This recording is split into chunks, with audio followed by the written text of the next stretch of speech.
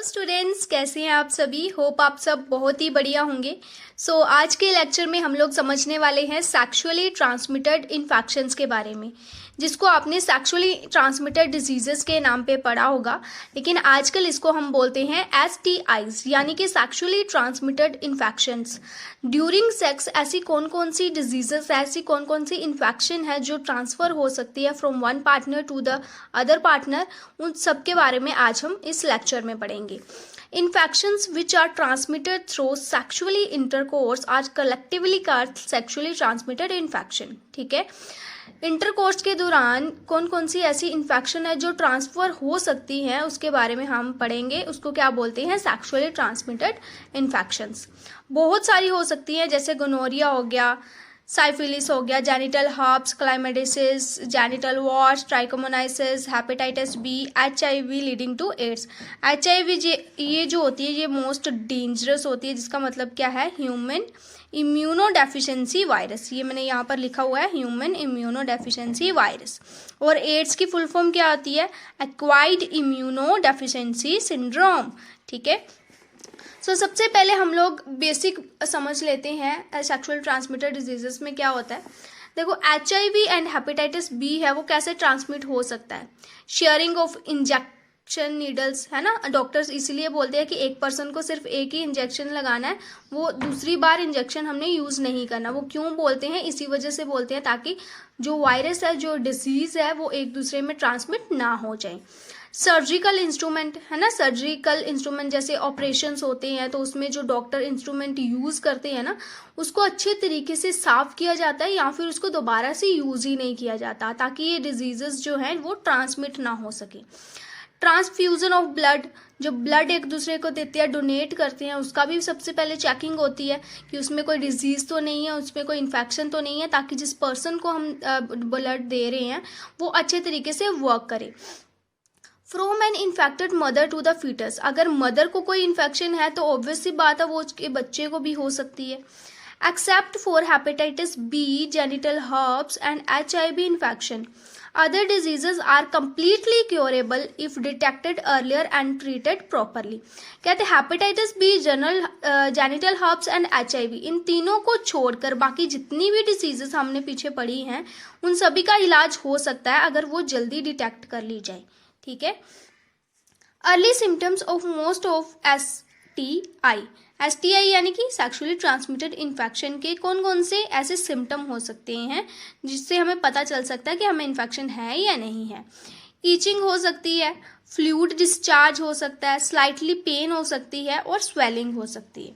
ठीक है, infected female जो होती है, इन्फेक्टेड फीमेल में ओफन बी असिम्पेटिक, मतलब उसमें पहले सिम्टम दिखने स्टार्ट होते ही नहीं है उसको, and hence may remain undetected for long. इस वजह से वो जो उसकी बीमारी होती है, जो उसका इन्फेक्शन होती है, वो लॉन्ग टर्म तक हमें नहीं पता चलती।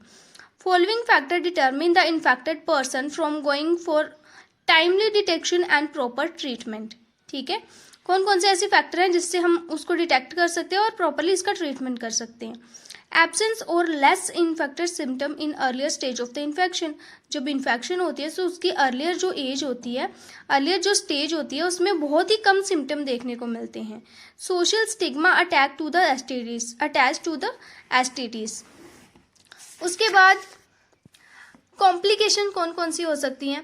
पेल्विक इन्फ्लामेटरी डिजीज हो सकती है, अबॉर्शंस हो सकते हैं, स्टिल बर्थ हो सकता है, एक्टोपिक प्रेगनेंसी हो सकती है, इनफर्टिलिटी हो सकती है, cancer of the reproductive tracts, ये सारी चीज़ें कॉम्प्लिकेशंस आ सकती हैं।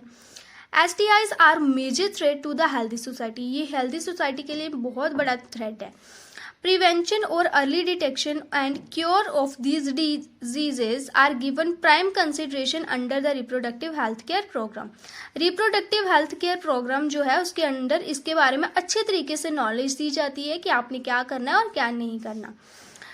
STIs में क्या है, और ये नीट में भी आता है, though all person are vulnerable to these infection, their incidence are reported to be very high among person in age group of 15 to 24 years.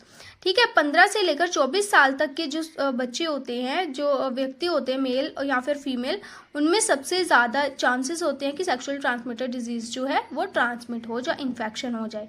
ठीक है, नीट में क्वेश्चन किस तरीके से आएगा, आखिर कौन सा ऐसा एज ग्रुप है जिसमें सबसे ज़्यादा STIs होती है, तो आपने क्या बोलना है, 15 to 24 years. Preventions, You could be free of this infection if you follow the simple principle given below।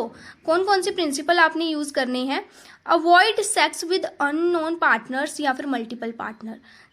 Unknown partner के साथ सेक्स नहीं करना, अवॉइड करना है, प्लस मल्टीपल पार्टनर का मतलब एक से ज़्यादा पर्सन के साथ जब करते हैं तो हमें नहीं पता होता है कि किसी के अंदर क्या चल रहा है, कोई इन्फेक्शन है या नहीं है, इसलिए हमेशा अपना ध्यान रखिए, अननोन पार्टनर या मल्टीपल पार्टनर के साथ सेक्स नहीं करना होता। Always use condom during coitus. ठीक है, क्वाइटस के थ्रू, सेक्सुअल इंटरकोर्स के थ्रू हमेशा कॉन्डम का यूज करना चाहिए।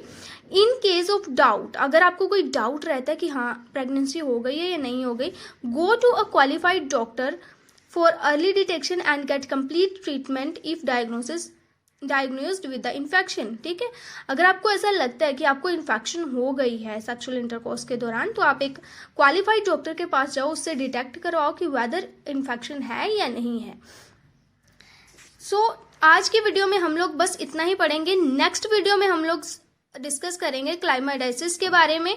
इसके बारे में हम लोग पूरा डिस्कस करेंगे, वुमेन में कैसे सिम्टम होते हैं, मैन में कैसे होते हैं, उसका यूज कैसे कर सकते हैं, इसको क्योर कैसे किया जा सकता है। अगर आपको मेरी वीडियोस पसंद आती हैं तो वीडियो को ज़रूर से लाइक कर देना, अपने दोस्तों के साथ शेयर कर देना जिनको भी ये टॉपिक चाहिए, और मुझे कमेंट बॉक्स में बताना कि आपको और कौन से टॉपिक पे वीडियो चाहिए। मिलते हैं आपको नेक्स्ट वीडियो में, तब तक के लिए अपना ध्यान रखिए एंड चैनल को सब्सक्राइब कर लीजिए।